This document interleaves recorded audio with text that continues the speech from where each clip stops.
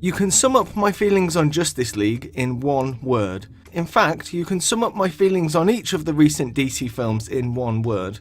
I suspect people will be kinder to this film than they ordinarily would because there are a few positives to the movie, and it's not as bad as these pieces of crap. People do want to like this film. People like these characters. So I'll start with the good things, that shouldn't take long.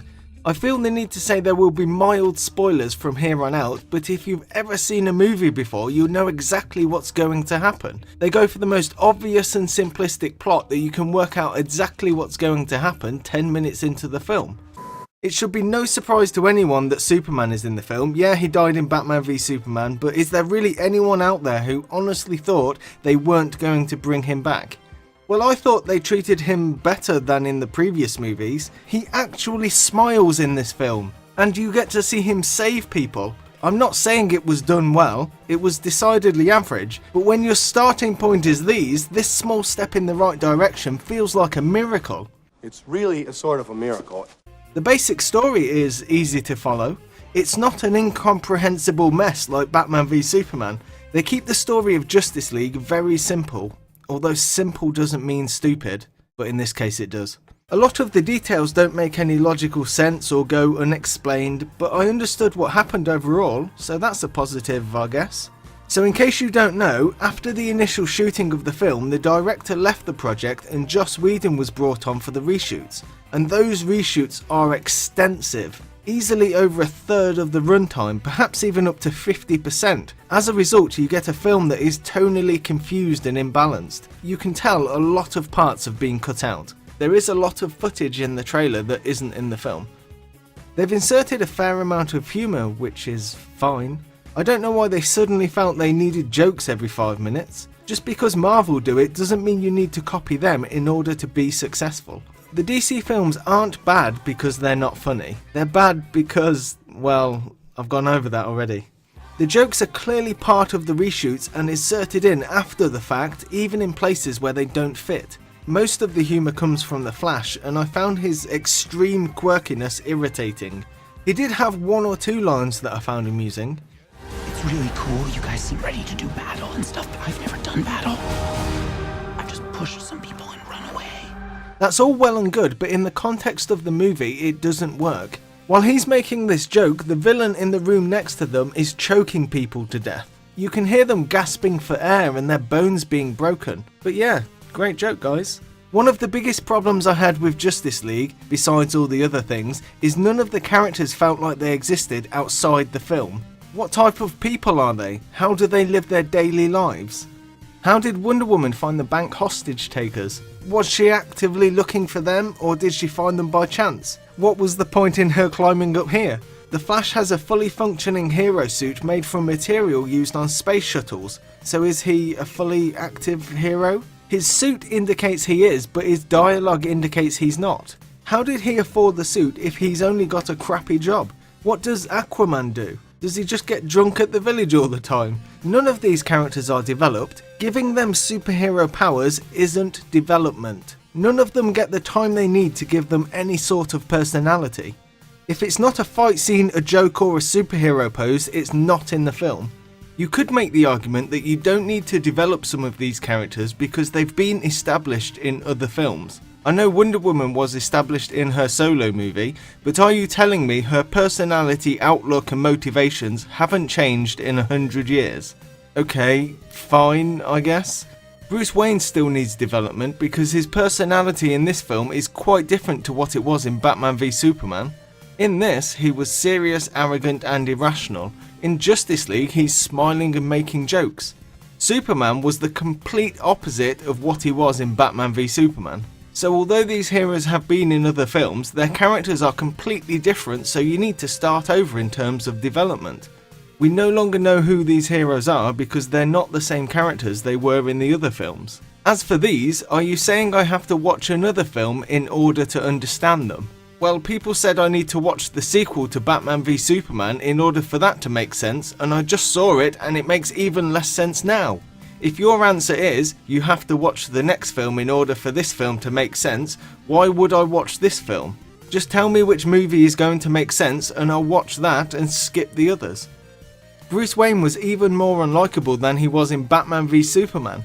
He was really nasty to Wonder Woman at one point, which really turned me against him. All Wonder Woman did was voice an air of caution for his plan, and he shouts at her like a child having a tantrum. The Flash has the weirdest run. He swings his arms and legs out to the side of his body. It was really distracting. I thought Wonder Woman was treated with a lack of respect. There's a number of gratuitous shots of her bum for some reason. Sure, I know these comic book films usually have a scene where the guy takes his shirt off, but they don't usually repeat it 5 or 6 times in the same film. And they don't compromise the shot to do it. Normally when characters talk, you get something like this. But instead they shove her ass in your face, and it's just awkward. These bits are clearly parts of the Joss Whedon reshoots. He even reuses the lame accidental facing cleavage joke from Age of Ultron.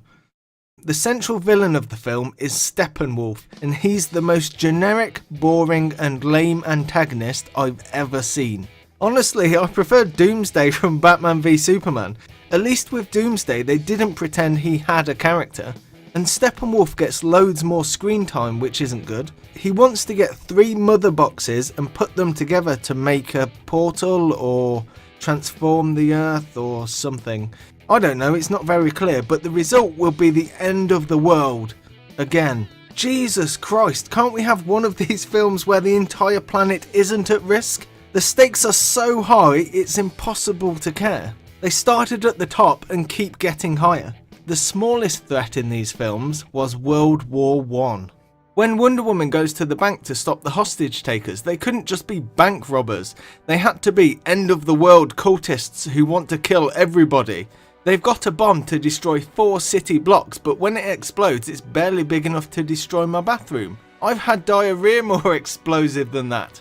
And considering losing the mother box to Steppenwolf will bring about the apocalypse, you'd think the heroes would want to keep an eye on it, right? Honestly, they just leave it lying around and the villain practically walks up and takes it.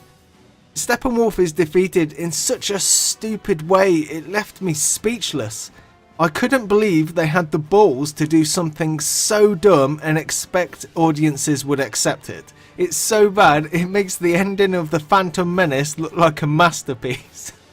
In fact, I'm going to talk about the ending. It's shit anyway, so you're not missing anything, but skip to this timecode if you don't want it spoiled. It's established the parademons feed on fear, and through the movie they demonstrate this by chasing the only 3 people that live in this town. So Superman turns up to fight the villain, Steppenwolf's axe gets broken, and for some reason this makes him scared, and all the parademons turn on him. Steppenwolf, the world-conquering warlord, gets scared when his axe gets broken and then just teleports away. It's so dumb. I was glad a certain character wasn't in the film. You know who I mean. The DCEU version of Jar Jar Binks. But he turned up in the after credits scene just to crap all over what small satisfaction I could derive from this mess.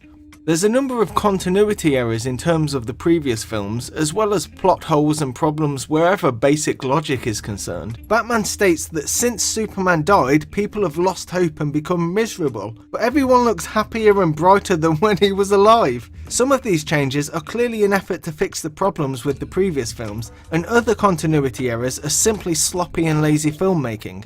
It's stated several times in the film that Steppenwolf didn't come to Earth because of Superman. When Superman died, it meant it was safe for Steppenwolf to launch his invasion. But Superman has only been around for a few decades. Why didn't Steppenwolf invade in the thousands of years before Superman arrived? The special effects in this film are some of the worst I've seen in years. My green screen was better than what they had in this movie, and the CGI was on the level of the Scorpion King from The Mummy Returns. I was floored by how bad it looked. When Batman and Wonder Woman are talking about bringing Superman back to life, it's stated you lose something when you die, and he might not be the same when you bring him back. In this case, Superman lost the ability to look human. That CGI job to cover up his moustache is terrible. When they do bring Superman back to life, it doesn't have any weight to it. The film and characters don't take the time to acknowledge Superman coming back to life as a notable event. It's treated like an inevitability rather than something important. Yes, I know at the end of Batman v Superman he was actually alive, but in Justice League they kill him off just to bring him back. Don't look at me, none of this makes any sense. They've also brightened everything and changed the colour correction from Zack Snyder's original vision. You can tell by looking at the changes they made in certain shots in the trailers. At some points they've taken it from midnight to the middle of the day. The problem with this is the costumes were designed to look good in a low light setting, so when they brighten everything up it makes the costumes look very cheap. You can see the tacked on bits of plastic and the splodges of paint that are supposed to be muscle definition. Those padded muscles and rubber nipples. Anytime the characters were standing around talking, it looked so goofy I couldn't help but laugh. It looked like a bad cosplay. I can't believe they thought this was an acceptable product to release. Your film is bad and you should feel bad. I imagine some people might give this a pass because it's not as bad as these, but come on, have some standards, people. These are legendary superheroes. Batman, Superman. Well, 2 out of 3. Imagine what we could be getting instead of this tripe. It's clear none of the people behind these films have a plan.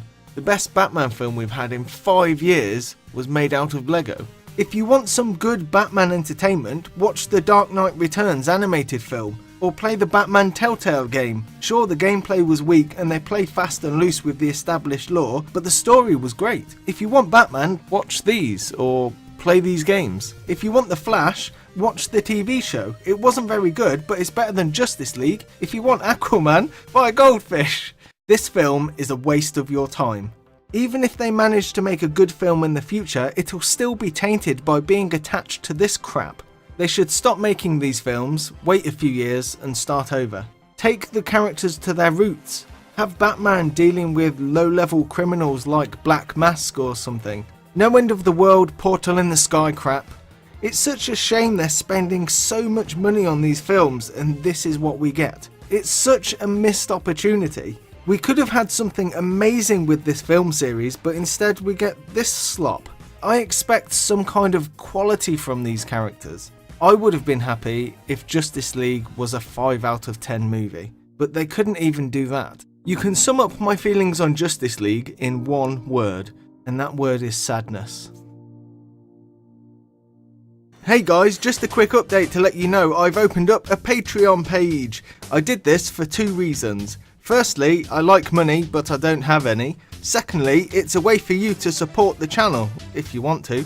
I'd like to do bigger, more in-depth videos, and with your help that would be a possibility in the future. I'm not going to be begging for money or anything like that, apart from what I'm doing right now. Outside of linking it at the end of a video, I'll probably never mention it again. This segment is simply to let you know it exists. I don't even ask people to like, subscribe or share my videos because that feels too needy to me. And everyone always ignores that part of the video anyway, just like they ignore my subscribe button. I also have no rewards for backers. I want the content to be available to everyone, so I'm not going to gate it off behind a paywall.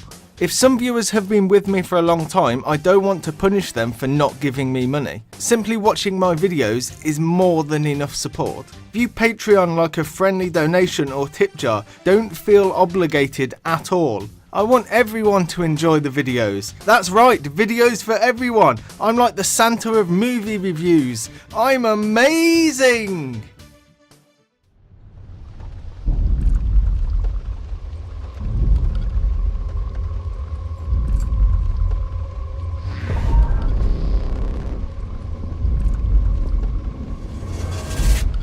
You said you'd come. Now let's hope you're not too late.